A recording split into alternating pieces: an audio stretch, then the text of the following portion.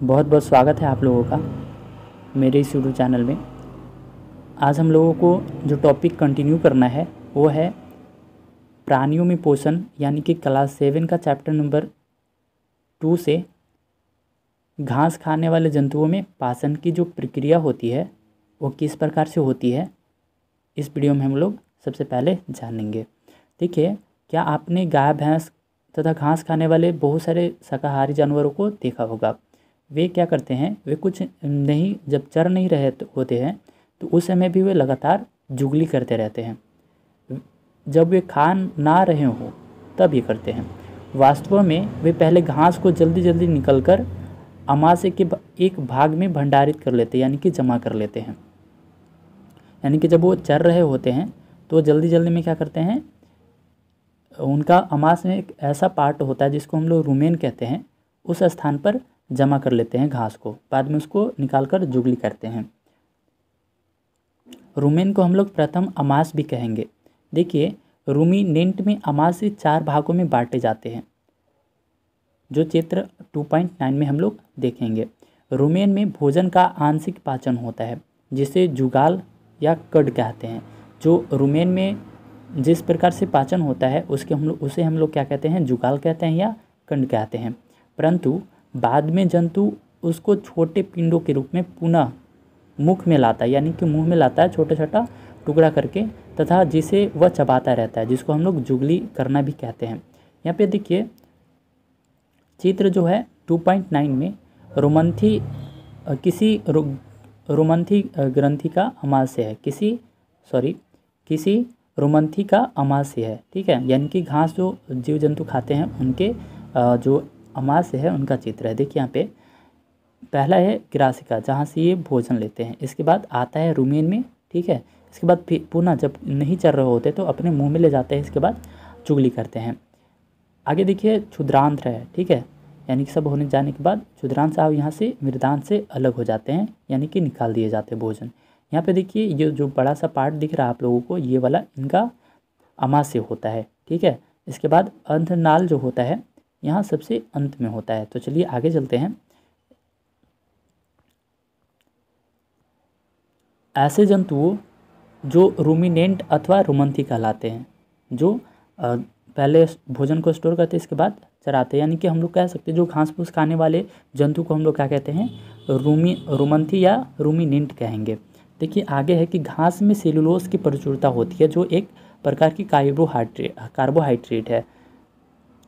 किसी रूमिनेंट अथवा रोमंथी पशु जैसे कि हिरन में रुमेन में सेलुलोज का पाचन करने वाले जीवाणु जो होते हैं पाए जाते हैं।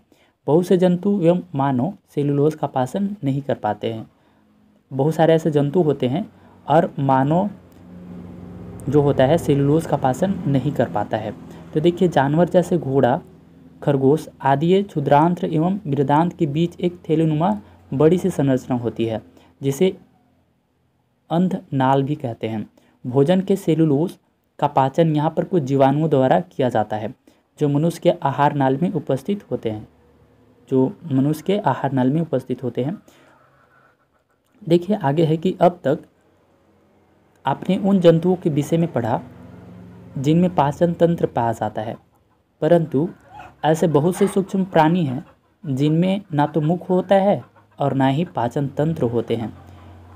लेकिन वे किस प्रकार से भोजन का अंत ग्रहण करते होंगे, आपके मन में सवाल उठ रहा होगा। ठीक है, उसी तरह से हम लोग 2.4 में इन्हीं जीवों के बारे में हम लोग पढ़ेंगे। तो देखिए, जो 2.4 है वो है कि अमीबा में समभरण एवं पाचन की प्रक्रिया जो होती है किस प्रकार से होती है। देखिए, अमीबा जलाशयों में, यानी कि जो पानी है उसमें पाया जाने वाला एक कोशिकीय जीव है। अमीबा की कोशिका में एक कोशिका झिल्ली होती है, बस, और कुछ भी नहीं होता है। देखिए, एक गोल संघन केंद्रक एवं कोशिका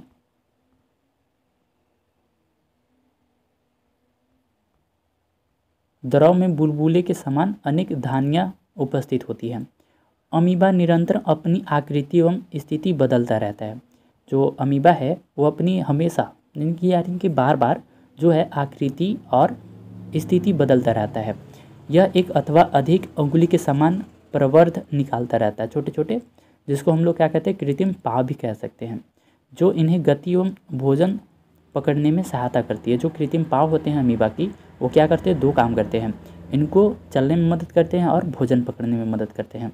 अमीबा कुछ सूक्ष्म जीवों का आहार करता है। अमीबा जो है ऐसे छोटे छोटे जीवों का आहार करता है, यानी कि सूक्ष्म जीवों का आहार करता है। जब इसे भोजन का आभास होता है तो यह खाद्य कण के चारों ओर पदार्थ विकसित लग जाता है, यानी कि फैलाने लग जाता है। उसे निगलने में आसानी हो जाती है। खाद्य पदार्थ उसकी खाद्य धानी में फंस जाते हैं। इस तरह से यहाँ पे देखिए फिगर में दिया हुआ है, जब यहाँ पे भोजन है तो दोनों तरफ से फैलाने लगता है और धानियों के बीच में ला लेता है। इसके बाद ये सारा जो है प्रोसेस अमीबा का पाचन का वो हो जाता है। ठीक है, आगे देखिए, खाद्य धानी में ही एक पाचक रस स्रावित होता है, यानी कि छूटता है। ये खाद्य पदार्थ पर क्रिया करके उन्हें सरल पदार्थ में तोड़ देते हैं।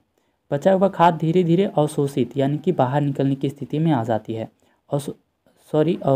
जो अमीबा के जो पार्ट हैं उनमें अवशोषित यानी कि सोख लिए जाते हैं।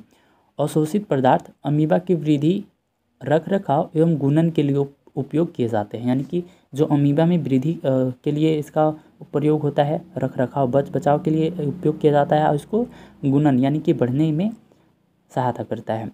बिना पचे अवशिष्ट खाद्य धानी द्वारा बाहर निकाल दिए जाते हैं।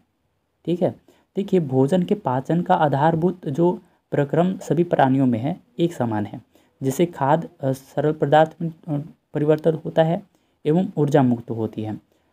अगले अध्याय में आप आंत्र द्वारा अवशोषित खाद्य पदार्थ के शरीर के अन्य भागों के हस्तांतरण के विषय में पढ़ेंगे, यानी कि जो खाद्य आंत्र द्वारा अवशोषित खाद्य पदार्थ होती हैं किन किन भागों में चले जाते हैं उसके बारे में हम लोग अगला अध्याय में पढ़ेंगे। तो ये जो चैप्टर है प्राणियों में पोषण, ये समाप्त हो चुका है।